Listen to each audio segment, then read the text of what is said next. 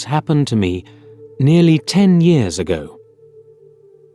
I lived in a city, but the city was hot in summer.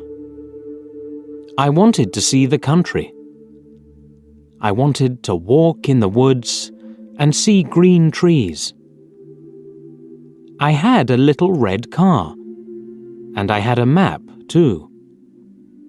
I drove all night out into the country. I was happy in my car.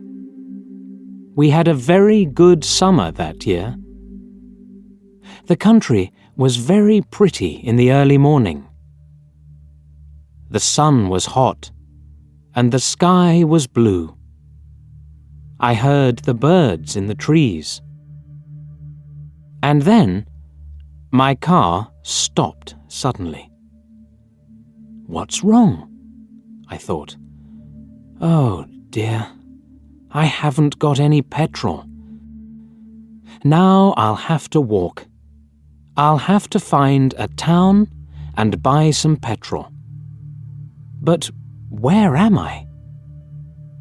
I looked at the map. I wasn't near a town. I was lost in the country. And then I saw the girl. She walked down the road with flowers in her hand. She wore a long dress, and her hair was long too. It was long and black, and it shone in the sun. She was very pretty. I wanted to speak to her, so I got out of the car. "Hello," I said. "I'm lost. Where am I?" She looked afraid, so I spoke quietly.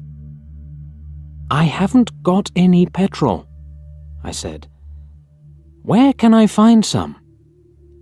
Her blue eyes looked at me, and she smiled. She's a very pretty girl, I thought. "I do not know," she said. "Come with me to the village. Perhaps we can help you." I went with her happily, and we walked a long way. There isn't a village on the map, I thought.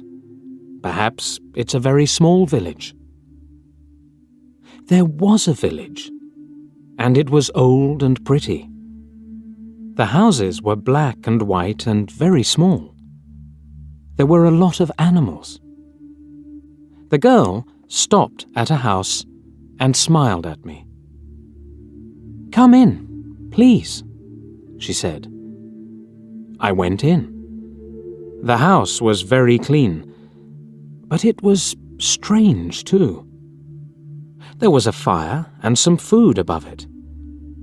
I felt hungry then. That's strange, I thought. They cook their food over a wood fire. Perhaps they have no money. I met her father and mother, and I liked them. They were nice people, but their clothes were strange. "Sit down," said the old man. "Are you thirsty after your walk?" He gave me a drink, and I said, "Thank you."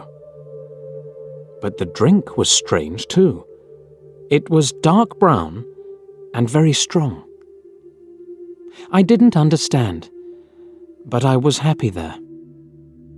I asked about petrol, but the old man didn't understand. "Petrol?" he asked. "What is that?" This is strange, I thought. Then I asked, "Do you walk everywhere?" The old man smiled. "Oh, no. We use horses," he said. Horses, I thought. Horses are very slow. Why don't they have cars? But I didn't say that to the old man. I felt happy there. I stayed all day, and I ate dinner with them that evening.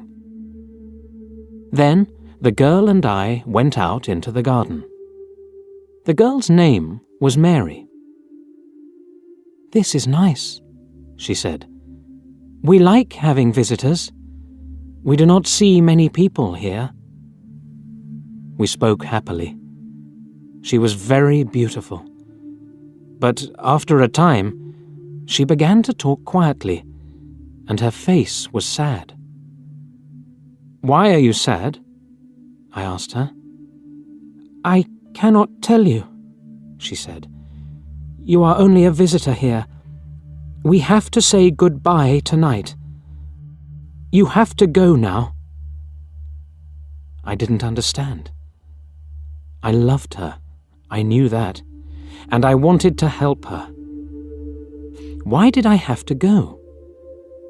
But Mary said again in a sad voice, "You have to go. It is dangerous here."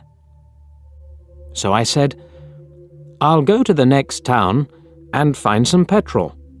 Then I'll come back." She didn't speak. "I love you, Mary," I said, "and I'll come back to you. You won't stop me." She said goodbye to me at the door. Her face was very sad, and I was sad too. I didn't want to go. It was midnight. The night was very dark, but I walked and walked. I was very tired when I saw the lights of a town. I found some petrol, and then I asked the name of the village. But the man at the garage gave me a strange look. "What village?" he asked. I told him about the village. I told him about the old houses and the people with strange clothes. Again, he gave me a strange look. He thought, and then he said, "There was a village there, but it isn't there now. There are stories about it. Strange stories." "What do people say about it?" I asked. He didn't want to tell me, but then he said, "There was a big fire in the village. Everybody died. There aren't any people or houses there now." "How did it happen?" I asked.